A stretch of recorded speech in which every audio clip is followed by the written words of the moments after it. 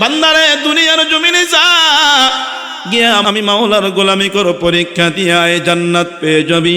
তারা যারা দুনিয়ার জমিনে আইসা আল্লাহর হুকুম লঙ্ঘন কইরা দুনিয়া নামক মরা গরুর পিছনে পইরা যায়, আল্লাহ কেমন যেন বুঝাইতে চায়, বান্দারে আমি আল্লাহ তোরে দুনিয়াতে পাঠাইছিলাম গোলামি করার জন্য, তুই আমার হুকুম লঙ্ঘন করলি, মসজিদে গেলি না, 5 ওয়াক্ত নামাজ পড়লি না, রমজান মাসের রোজা রাখলি না, আমি আল্লাহর হুকুমগুলো মানলি না, আমি আল্লাহকে ভুইলা গেলি, আমার নবীর সুন্নত ভুইলা গেলে, যারে মানুষ নাফরমান যা যা যা, যারা যারা আমি আল্লাহর হুকুম লঙ্ঘন কইরা দুনিয়ার মরা গরুর পিছনে লিপ্ত হয়ে গেলি, দুনিয়ার মায়ার পিছনে লিপ্ত হয়ে গেলি, তোদের জায়গা আমি আল্লাহর আরশ আজিম জান্নাতে হবে না, তোদের জায়গা হবে জাহান্নামে। কথা বলেন ঠিক কিনা? আর কেমন যেন আল্লাহ ইমানদার নেককার নামাজি দিনদার মানুষগুলোকে ডাক দেয়া কয়, তোরা যেমনি ভাবে আমার হুকুম মানছো আমাকে বলো নাই, জমিনের ভিতরে গিয়ে আমার হুকুম তোমরা লঙ্ঘন করো নাই, নামাজ ছাড়ো নাই, রোজা ছাড়ো নাই, আমি আল্লাহকে বইলা যাও নাই, আমি আল্লাহর নবীকে বইলা যাও নাই, আমি আল্লাহর হুকুম জমিনের ভিতরে বাস্তবায়ন করার কোনো ত্রুটি করো নাই, এ কথা দিলাম তোমরা আমি আল্লাহর আরশ আজিমের সাথে জান্নাতের ভিতরেই থাকবা। সুবহানাল্লাহ। আদম নবীর পর কয়েকজন নবী আল্লাহ দুনিয়াতে পাঠাইছেন, এরপর আল্লাহ যাকে পাঠাইলেন তার নাম হলো পয়গম্বর নূহ নবী। নূহ নবী তার জাতিকে দাওয়াত দেয়। নূহ নবীকে আল্লাহ 50 বছর বয়সে নবুয়ত দান করেন। কয় বছর বয়সে? নূহ নবীকে আল্লাহ 50 বছর বয়সে নবুয়ত দান করেন। নূহ নবী দায়িত্ব পায়া সারাদিন সকাল বিকাল সব সময় মানুষদেরকে তাওহীদের দাওয়াত দেয়, মানুষদেরকে ঈমানের দাওয়াত দেয়। মানুষজন তার দাওয়াতে কোনো কর্ণপাত করে না, মানুষগুলো তার দাওয়াত শুনে না, উল্টা তার বিরোধিতা করে, তার সমালোচনা করে, তাকে আঘাত করে, তাকে মারে। নূহ নবী সারাদিন দাওয়াত দেয়, দিন শেষে দেখে কোনো মানুষ তার দাওয়াত গ্রহণ করে না। আল্লাহর পয়গম্বর নূহকে তারা মারে, বিভিন্ন বাজে কথা বলে, ব্যঙ্গ করে, বিভিন্নভাবে কথার মাধ্যমে কষ্ট দেয়, বিভিন্নভাবে আঘাত করে, গায়ে পর্যন্ত হাত উঠায়। পয়গম্বর নূহ নবী সব কিছু নীরবে ধৈর্য ধারণ করতেছে। আল্লাহর নবী নূহ বড় কষ্ট করে দাওয়াত দিতেছেন আর মানুষের অত্যাচার সহ্য করতেছেন, ধৈর্য ধারণ করতেছেন। আপনাদের খারাপ লাগেনি? চলবে ইনশাআল্লাহ? হ্যাঁ, ভালো লাগে তো? আলহামদুলিল্লাহ। এরে আল্লাহ বান্দা গোলাম, নূহ নবী আল্লাহর কাছে শেষ পর্যন্ত অতিষ্ঠ হয়ে দোয়া করে, আল্লাহ قال رب إني دعوت قومي ليلا ونهارا। আয় আল্লাহ, আমি আমার জাতিকে সকাল বিকাল দাওয়াত দিতেই আছি, তারা মানে না। নূহ নবী দাওয়াত দিছে, কোনো বর্ণনায় 30 জন, কোনো বর্ণনায় 40 জন, কোনো বর্ণনায় 80 থেকে 82 জন মানুষ মুসলমান হয়েছে। নূহ নবী কয়েকদিন দাওয়াত দিছে? 1 দিন, 2 দিন, 1-2 বছর? না না না, নূহ নবী দাওয়াত দিয়েছে 950 বছর। কয় বছর? 900, 950 বছর পর্যন্ত দাওয়াত দেয়। নূহ নবী দাওয়াত দেয়, ওরা কানের ভিতরে আঙ্গুল ঢুকায়। কি ঢুকায়? নূহ নবী দাওয়াত দেয়, ওরা দাওয়াত না শুই না, নূহ নবীকে কোনো পরোয়া না কইরা পালায়া যায়, বাজে কথা বলে, নূহ নবীর গায়ে আঘাত করে রক্ত ঝরায়। উনি মানুষ তো ব্যথা তো পায়, মন তো খারাপ হয়। রাত দিন উম্মতের পিছনে মেহনত করে, উম্মত কথা শুনে না, মনটা খারাপ হয়ে গেছে। ডাক দিয়ে কয়, আল্লাহ আমার জাতি তো আমার কথা শুনে না, এদেরকে আপনি কি করবেন? আল্লাহ ডাক দিয়া কয়, নূহ কি করা যায়?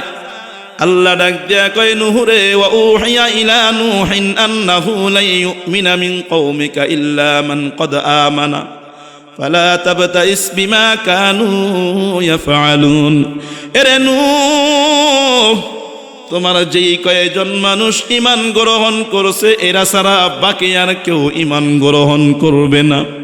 নূহ নবী ডাক দেয়া কয়, আল্লাহ আর কেউ যদি ঈমান গ্রহণ না করে তাহলে তো আমার সমস্যা হয়ে যাবে। অল্প যেই কয়েকজন ঈমান গ্রহণ করেছে ওরা সবাই মিলে তো এদেরকে গোমরা বানায়া ফেলবে, বেঈমান বানায়া ফেলবে। আল্লাহ যেহেতু এরা ঈমান গ্রহণ করে নাই, এদেরকে দুনিয়ার জমিনে বাঁচায় রাখাটা ঠিক হবে না। বলে কেন ঠিক হবে না রে? নূহ নবী ডাক দেয়া কয়, আল্লাহ ক্বালা রাব্বি লা তাযার আলাল আরদি মিনাল কাফিরিনা দাইয়ারা। আল্লাহ আপনি তাদেরকে দুনিয়ার জমিনে বাঁচায় রাখেন না, ছাড় দিয়েন না। বলে কেন? কয় ইন্নাকা ইন তাদারহুম ইউদিল্লু ইবাদাকা ওয়ালা ইয়ালিদু ইল্লা ফাজিরান কাফফারা। এরা যদি বাইচা থাকে এরা নিজেরা তো গোমরা গোমরা, অপর মুসলমানদেরকেও গোমরা বানায়া ছাড়বে। কথা বলেন ঠিক কিনা? নূহ নবী ডাক দেয়া কয়, ওয়ালা ইয়ালিদু ইল্লা ফাজিরান কাফফারা। শুধু নিজেরা গোমরা হয় অপরকে গোমরা বানাবে তা না, এদের যেই বাচ্চা কাচ্চা হবে ওগুলো বেঈমান কাফের হয়ে যাবে, পুরা দুনিয়াটা কাফেরে ভরে যাবে। আল্লাহ এই নাফরমানদেরকে বাঁচায় রাখেন না। নূহ নবী দোয়া করে, আল্লাহ এদেরকে আপনি ধ্বংস কইরা দেন, আযাব পাঠায়া দেন। আল্লাহ ডাক দেয়া কয়, নূহ রে তোমার দোয়া মঞ্জুর। আমি আল্লাহ এত রাগান্বিত হয়ে গেলাম, যেই জাতি তোমাকে কষ্ট দেয়, যেই জাতি নবীকে কষ্ট দেয়, নায়েবে নবীকে কষ্ট দেয়, যেই জাতি মসজিদ মাদ্রাসার সাথে দুশ্মনী রাখে, ওই জাতির প্রতি আল্লাহ বড় নারাজ হয়ে যায়। কথা বলেন ঠিক কিনা? এরে আল্লাহর বান্দা গুলাম, নূহ নবীরে আল্লাহ ডাক দেয়া কয়, নূহ রে তোমার দোয়া মঞ্জুর হয়ে গেল, আমি আল্লাহ এমন শাস্তি দিমু দুনিয়াতে কাউকে বাঁচায়া রাখবো না, কোনো পশু পাখিও থাকবে না। নূহ রে যারা ঈমানদার তাদের বাঁচানোর জন্য আর প্রত্যেকটা প্রাণীর জোড়ায় জোড়ায় বাঁচানোর জন্য ব্যবস্থা গ্রহণ করতে হবে। কয় আল্লাহ কি করব? আল্লাহ ডাক দেয়া কয়, নূহ তুমি একটা জাহাজ বানাও। কি বানাও? আল্লাহ ডাক দেয়া কয়, নূহ রে ওয়াসনাইল ফুলকা বিআয়ুনিনা ওয়া ওয়াহয়িনা ওয়া লা তুখাতিবনি ফিল্লাযীনা যালামু ইন্নাহুম মুগরাকুন। নূহ তুমি আমার তত্ত্বাবধানে আমার আদেশে একটা নৌকা বানাও, জাহাজ বানাও। তবে নূহ রে নৌকা বানানোর পর এই জাহাজে যাদেরকে উঠাইবা তাদের সাথে ওই সমস্ত লোকদের ব্যাপারে আবদার করবা না যারা জালেম। যারা কি? কথা বলেন। জালেমদের ব্যাপারে কোনো সুপারিশ করবা না, জালেমদের পক্ষ নিবা না, কারণ জালেমরা সব ধ্বংসশীল। কথা বলেন ঠিক কিনা? আল্লাহ ওখান থেকে জানা দেয়, নূহ রে সব জমানার জালেমরা বড় জালেম, সব জমানায় যখন এই যে জুলুম করবে তাকে আমি আল্লাহ ধ্বংস করে দেব। কাজেই জালেমদের পক্ষ নিও না। আল্লাহ সাবধান করে কয়, নূহ ওয়ালা তুখাতিবনি ফিল্লাযীনা যালামু। জালেমদের পক্ষ অবলম্বন কইরো না। জালেমদের পক্ষ যদি কেউ অবলম্বন করে সেও জালেম হয়। কথা বলেন ঠিক কিনা? নূহ নবীরে আল্লাহ ডাক দেয়া কয়, নূহ তুমি জাহাজ বানাও। তবে জাহাজটা যে বানাইবা, জাহাজটা নূহ নবী কয়, আল্লাহ জাহাজ কি দিয়া বানাবো? স্টিল দিয়া বানাবো নাকি গাছ কাঠ দিয়া বানাবো? আল্লাহ ডাক দেয়া কয়, নূহ জাহাজটা বানাইবা কাঠ দিয়া, তক্তা দিয়া। নূহ নবী প্রশ্ন করে, মালিক কি গাছের কাঠ দিয়া জাহাজ বানাবো? আল্লাহ ডাক দেয়া কয়, নূহ শাল গাছের কাঠ দিয়া তুমি জাহাজ বানাইবা। নূহ নবী শাল গাছ খুঁজতেছে, কোথাও শাল গাছ খুঁজে পায় না, পুরা দুনিয়া ঘুরছে, শাল গাছ খুঁজে পায় না। সর্বশেষ আল্লাহর কাছে ফরিয়াদ করে, মালিক শাল গাছ তো খুঁজলাম, শাল গাছ তো খুঁজে পাই না। আল্লাহ ডাক দেয়া কয়, নূহ রে শাল গাছ পাইবা কেমনে? দুনিয়াতে তো শাল গাছ নাই। জিব্রাইলের মাধ্যমে আল্লাহ শাল গাছের চারা পাঠায়া দিলেন, শাল গাছ লাগা ফেলছে। 3টা বর্ণনা, কেউ বলেন 20 বছর, কেউ বলেন 60 বছর, 40 বছর, কেউ বলেন 100 বছর অপেক্ষা করা লাগছে। কারণ গাছ বড় হওয়া লাগবে তো, মোটা হওয়া লাগবে তো। ওলামায়ে কেরামদের নির্ভরযোগ্য মত হলো 20 বছর অপেক্ষা করার পর গাছটা বড় হয়ে গেছে। বড় হওয়ার পর গাছ কাইটা আল্লাহর নবী নূহ জাহাজ বানাবে। আল্লাহ জানায় দেয় নূহ জাহাজ যে বানাইবা, জাহাজটা লম্বায় বানাইবা 80 গজ। কয় গজ? কয় গজ? পাশে বানাইবা 50 গজ, সামলাটা আসমানের দিকে থাকবে 30 গজ। কয় গজ? লম্বায় হবে 80 গজ, পাশে হবে 50 গজ, আর্নিটা বা সামলাটা আকাশের দিকে থাকবে 30 গজ। এবার বলেন তো দেখি নূহ নবীর জাহাজটা কয় তলা ছিল? কয় তলা? কয় তলা? দেখছেন কারোরই জানা নাই, কেউই কইতে পারে না। ওয়াজ শোনেন না আর? হ্যাঁ, এটাই তো হেকমত আজকের। কেউ যেন বলতে না পারেন যে হুজুর তো ওয়াজ পুরান ওয়াজ করে গেছে। পুরান ওয়াজ নি? হ্যাঁ, জাহাজটা কয় তালা? 3 তালা।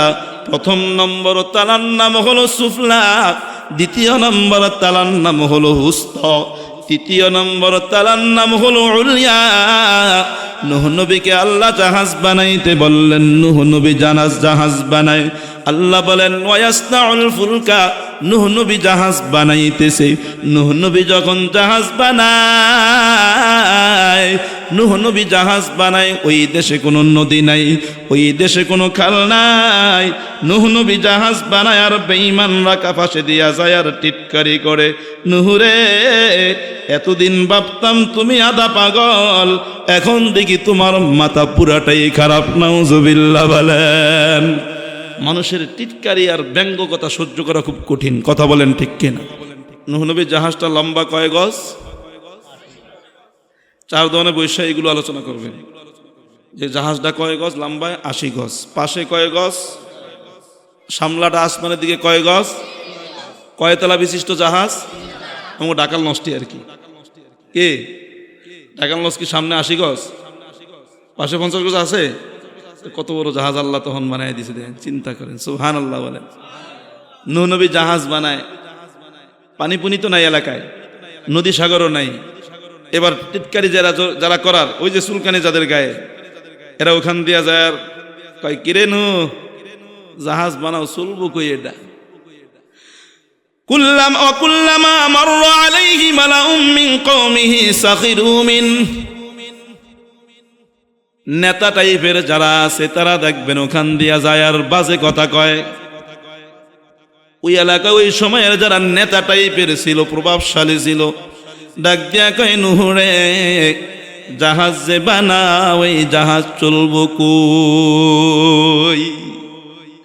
নূহ নবী কয় সময় মতো দেখতে পারবা জাহাজ চলে কই। সুবহানাল্লাহ বলেন। এরে আল্লাহর বান্দা গোলাম টিটকারি করে নূহ নবীকে নিয়ে বাজে কথা বলে।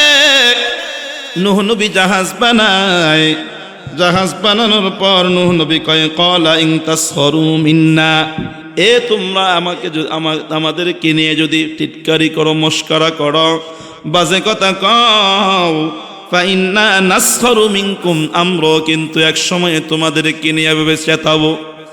কামা তাসখারুন, যেমনি তোমরা আমাদেরকে নিয়ে বাজে কথা কও, সময় মতো দেখতে পারবা এই জাহাজ কোথায় চলবে, তখন তোমাদের খুব কষ্ট হবে। ওয়া মাকারাল্লাহ ওয়াল্লাহু খায়রুল মাকিরিন। এরে আল্লাহর বান্দা গোলাম, পুরান ওয়াজ আবার করি। নূহ নবী জাহাজ বানানো শেষ। নূহ নবী জাহাজ বানায়, সাথে যুগালি দেয়, কাজ করে তার ছাত্ররা। কারা ছাত্র? কারা? কথা কয় না। ওই উম্মত যারা, তারা উম্মত যারা 80 থেকে 82 জন, তারা নূহ নবীর সাথে জাহাজের কাজ করে। উস্তাদ জাহাজ বানায়, ছাত্ররা তার কাজে শরীক হয়, হয় কিনা বলেন? এটাই তো আদর্শবান ছাত্রের কাজ, ঠিক কিনা বলেন? কোন ছাত্র যদি উস্তাদের কাজে সহযোগিতা করে, ওই ছাত্রের কাজ যখন গার্ডিয়ানরা দেখে গার্ডিয়ানও খুশি হয়, হ্যাঁ হ্যাঁ আমার ছেলেটা বড় ভদ্র, উস্তাদের খেদমত শিখে গেছে, ওই গার্ডিয়ান বড় গর্বিত হয়, আনন্দিত হয়। কথা বলেন ঠিক কিনা? আর যাদের ভিতরে সমস্যা আছে, উস্তাদের খেদমত, মাদ্রাসার খেদমত কোনো ছাত্র করলে ওই গার্ডিয়ান সহ্য করতে পারে না, বাজে কথা কয়। এরে আল্লাহ বান্দা গুলাম, ছাত্ররা উস্তাদের খেদমত না করলে বড় হইতে পারে না। উস্তাদের খেদমত যত বেশি যেই ছাত্র করবে, আল্লাহ এই ছাত্রকে তত বরকত দিবে। সুবহানাল্লাহ। আরো জোরে বলেন না সুবহানাল্লাহ।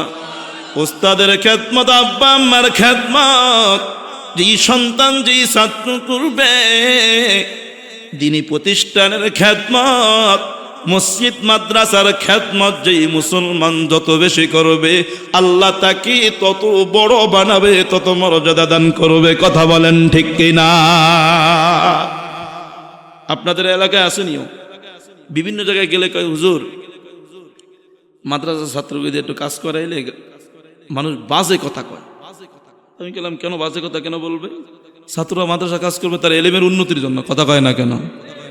কথা কন না কেন? এলেমের উন্নতির জন্য। যে যত কাজ করবে আল্লাহ তাকে তত বড় বানাবে। উস্তাদের দোয়া যার প্রতি যত থাকবে আল্লাহ তাকে তত। কথা কন না কেন? আর এই যে ছাত্ররা উস্তাদের খেদমত করবে, কোনো গার্ডিয়ান যদি এ ব্যাপারে কোনো নাক গলায় বা সমালোচনা করে বাঁকা নজরে দেখে, ওই গার্ডিয়ানের সন্তান আর বেশি দূর আগাইতে পারে না। কথা কন ঠিক কিনা? মা বাবা হাতে ধরে সন্তানগুলোকে নষ্ট করে দেয়, ঠিক কিনা বলেন?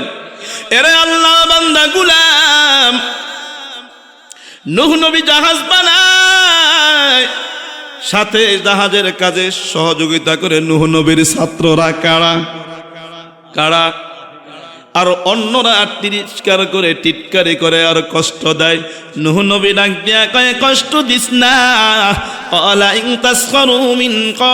তাসখারু মিন্না ফাইন্না নাসখারু মিনকুম কামা তাসখারুন। যদি তোরা আমাকে নিয়ে টিটকারি করো, যেমনি বাবা আমাকে নিয়ে আমাদেরকে নিয়ে টিটকারি করছো, সময় হলে আমরাও সুদে আসলে সব দেখাইয়া দিব। কথা কোন ঠিক কিনা? এই জন্য কাউকে নিয়ে মস্কারি টিটকারি করেন না। আল্লাহ সবাইকে তো সবসময় এক অবস্থায় রাখে না। কথা বলেন ঠিক কিনা? কেউ বিপদে বললে আপনি হাততালি দিবেন, আপনার বিপদ আসবে না কোনো গ্যারান্টি আছে? কথা কন না কেন? রাগ করলেন আমার কথায়? রাগ করলে কয়েন হুজুর এই কথাটা ভালো লাগে না, এটা কয়েন না তো, কম না কি কোন? ইনশাআল্লাহ।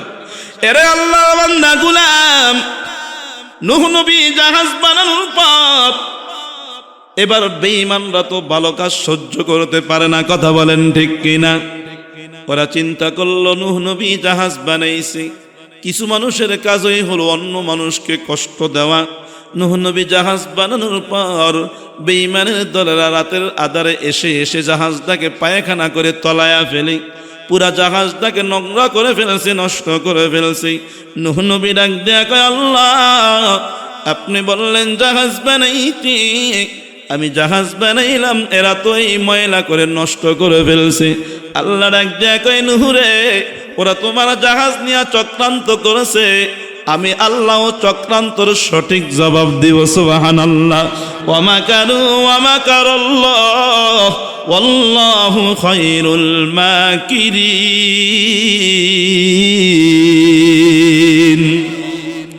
বেঈমানরা চক্রান্ত করে, আল্লাহ চক্রান্তের জবাব দেয়। সুবহানাল্লাহ বলেন।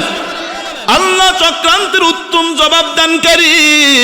ওরা জাহাজটাকে তলায় ফেলেছে, সর্বশেষ আসছে একটা কুষ্ঠ রোগী, আরেক বর্ণনায় ল্যাংরায়। কে আইছে? করাইতে করাইতে আইছে, জাহাজের কিনারায় বইছে, আগ পায়খানা করবে।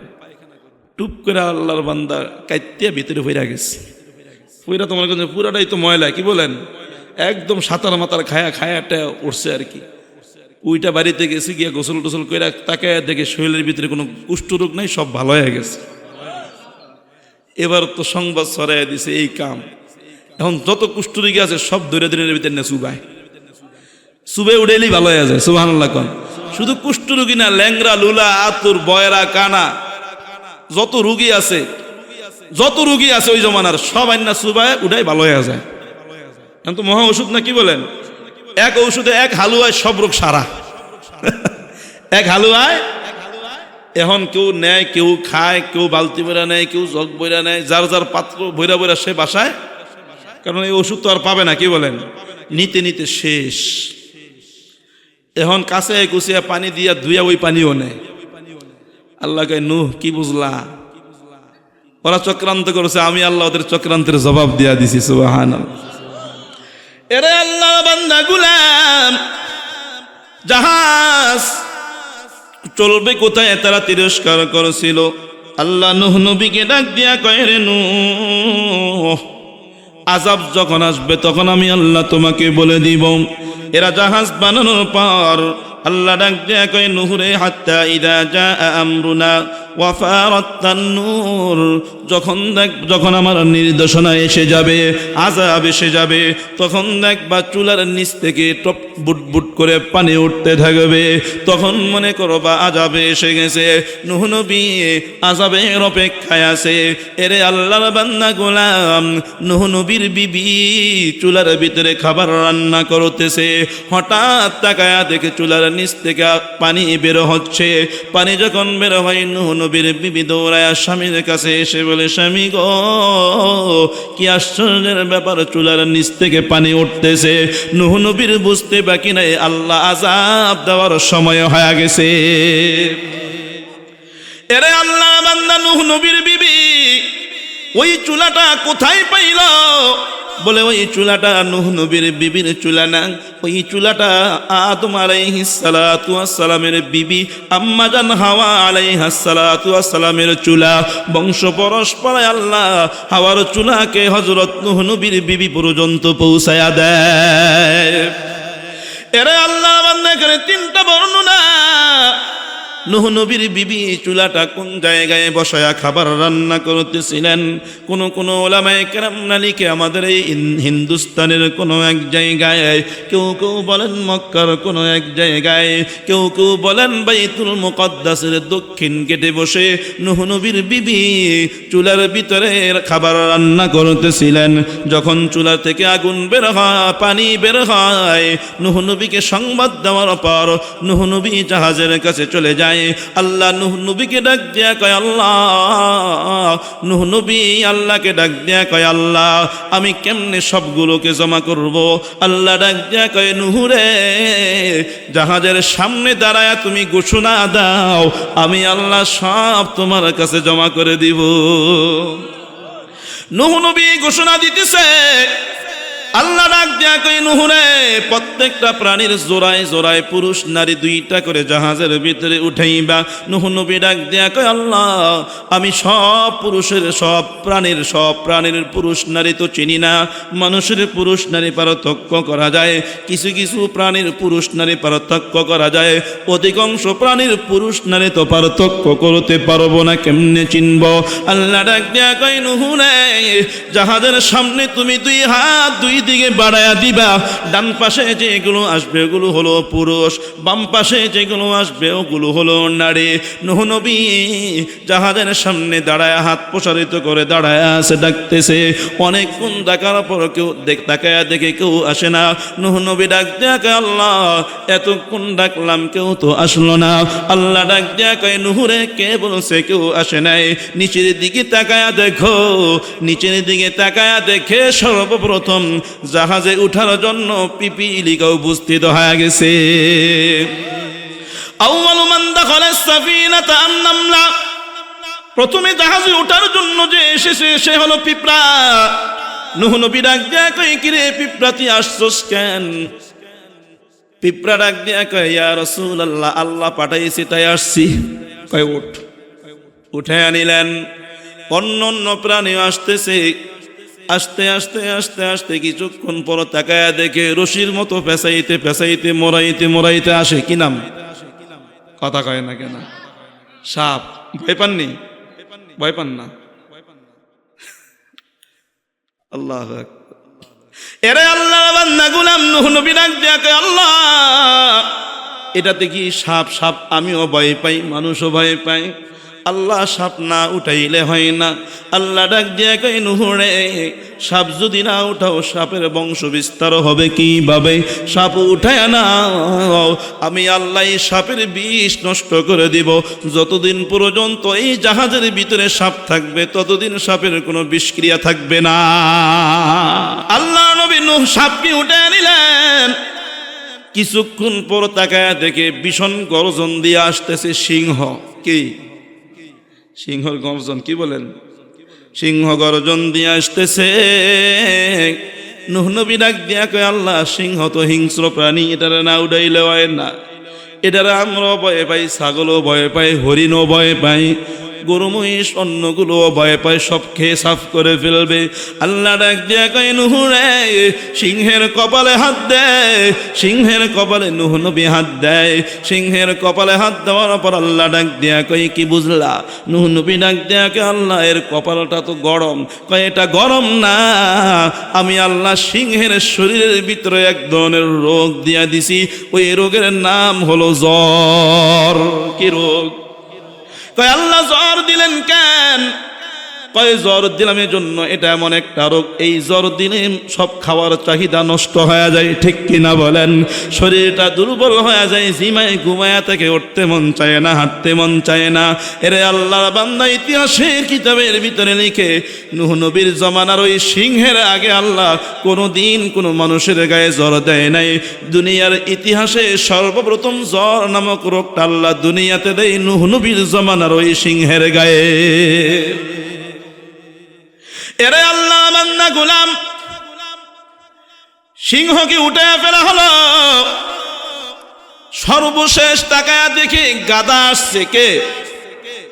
গাধা হলো সবচাইতে নিরীহ প্রাণী, কোনো ঝামেলায় জড়ায় না। গাধা কোনো ঝামেলায় জড়ায়? কারো সাথে গুতাগুতিও করে না, ঝগড়া ফাসাদও করে না, হানাহানি মারামারি কেউ কেউ কিছুই করে না। নিরীহ প্রাণী। ওর কাজ হইল মানুষের পিঠের উপরে বোঝা বহন করায়া দিবে। যতক্ষণ বোঝা দিবে ততক্ষণ ব্যাককলের মতো দাঁড়াই থাকবে, যখন বলবে চল তখন চলতে থাকবে। এ হলো নিরীহ প্রাণী গাধা। সর্বশেষ গাধা আসছে। এখানে দুইটা বর্ণনা। নূহ নবী দেখতেছে গাধা অর্ধেকটা উইঠা আর ওঠে না, অর্ধেকটা উইঠা আর ওঠে না। নূহ নবীর মেজাজটা গরম হয়ে যায়। ডাক দিয়া কয়, একটা গালি বকা দিয়া কয়, দূর শয়তান, তাড়াতাড়ি ওঠ। এই কথা বলার পর গাধা উঠে যায়। নূহ নবী জাহাজের ভিতরে তাকায়া দেখে, কিছুক্ষণ পর তাকায়া দেখে মিস্টার ইবলিশ জাহাজের ভিতরে বইসা বইসা গুডুর গুডুর করে। আর ওই জাহাজে নূহ নবীর নেতৃত্ব ছাড়া, অনুমতি ছাড়া কারো উঠার অনুমতি ছিল না। কয় কিরে তুই উঠলি কেমন? আমি তো তোর উঠতে দিইনি। কয় কে বলছে উঠতে দেন না? ওই যে গাদারে যখন আপনি গেছেন দূর শয়তান ওঠ, তখনই তো আমি উঠতে গেছি, তখনই আমি। আরেক বর্ণনা আসছে, গাধা যখন অর্ধেকটা উঠছে বাকিটা উঠে না।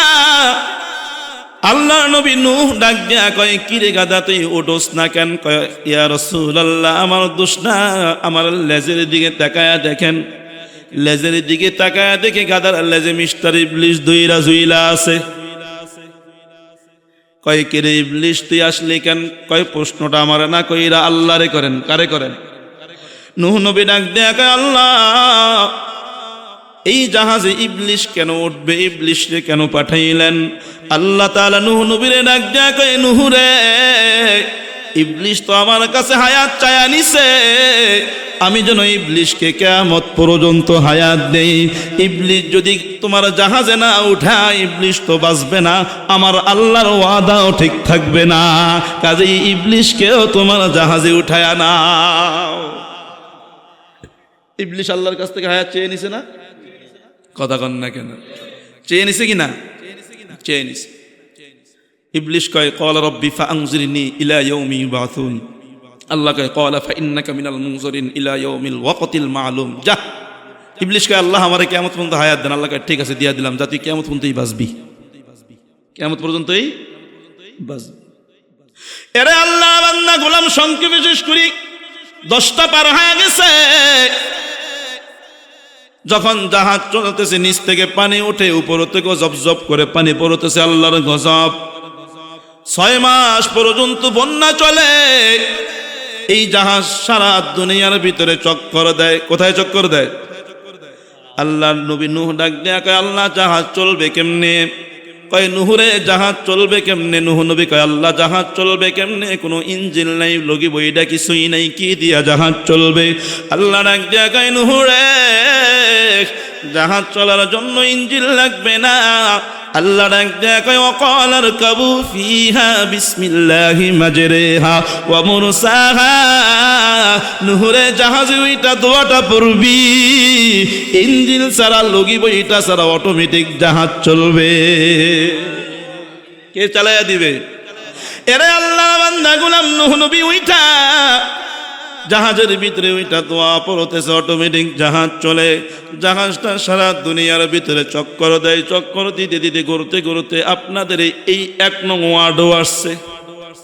এই এলাকায়ও সারা দুনিয়া তো পানিতে তলায় রয়েছে। বলে কি পরিমাণ পানি হয়েছে জানেননি?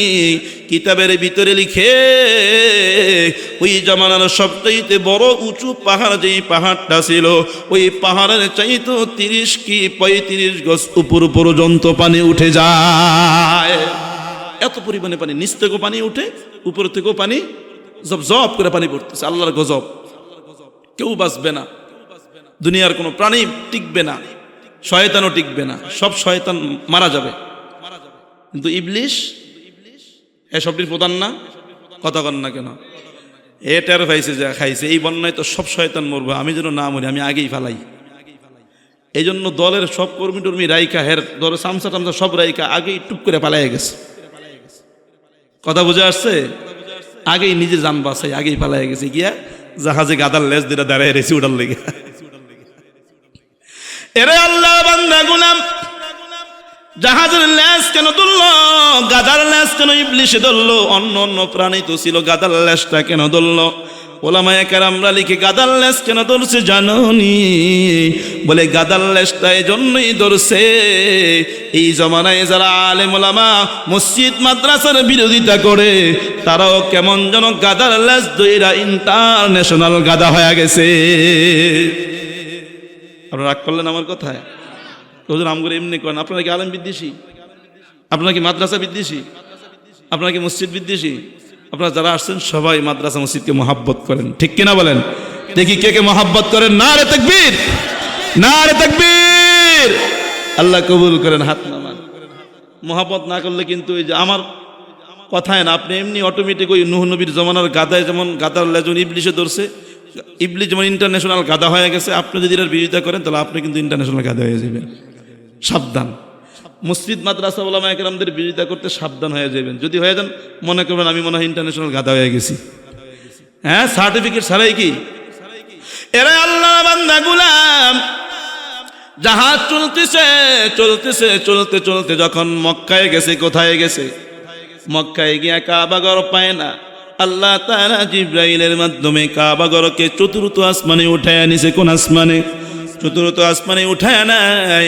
অনুমান করে জাহাজ ওই কাবা ঘরের চতুর্পাশে 7টা চক্কর দেয়। কয় চক্কর? হাজিরা হজ করতে যায়, কাবা ঘরের পাশে যখন তাওয়াফ করে তখন কয় চক্কর দেয়? কয় চক্কর?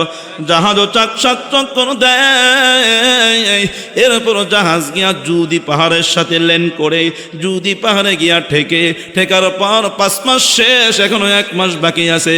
আল্লাহ জমিন রে ডাক দেয়া কয়, রে জমিন তুই তোর পানি চুষে নে। আসমান রে ডাক দেয়া কয়, আসমান তুই তোর পানি সারা বন্ধ কইরা দে। আসমান পানি সারা বন্ধ কইরা দিল। জমিন তার পানি গিলে নিতেছে, পানি কমতেছে কমতেছে। ইবলিশ চিন্তা করলো পানি তো কমতেছে, আর কোনো ভয়টাই নাই, এখন একটু নিরাপদ হতে পারবো। ইবলিশ চিন্তা করলো এই জাহাজের ভিতরে আমি তো ইবলিশি না কইরা থাকতে পারি না। ইবলিশের কাজ হলো যেখানেই যাবে ইবলিশি করবে। কথা বলেন ঠিক কিনা? এবার সে জাহাজের ভিতরে থাইকা, এর আগে একটু কথা মনে রাখেন, এই 6 মাস পর্যন্ত জাহাজে কোনো প্রাণী কোনো খাবার পানি পায় নাই, খায় নাই। না খাওয়া আল্লাহ এগুলোকে লালন পালন করাইছে। এরে এরে আল্লাহর বান্দা, খাবার পানি না থাকলে কি হবে? সবার কিন্তু জরুরত চালু ছিল। আগামুতা ঠিক মতো পেশাব পায়খানা চালু ছিল। পেশাব পায়খানা করে করে নিস্তালাটা পুরা পশুগুলো সব নষ্ট করে ফেলে। নিস্তালার ভিতরে ছিল পশু, দোতলায় ছিল অন্য অন্য পাখিগুলো, তিনতলায় রাখছে বনি আদমকে, মুসলমানদেরকে।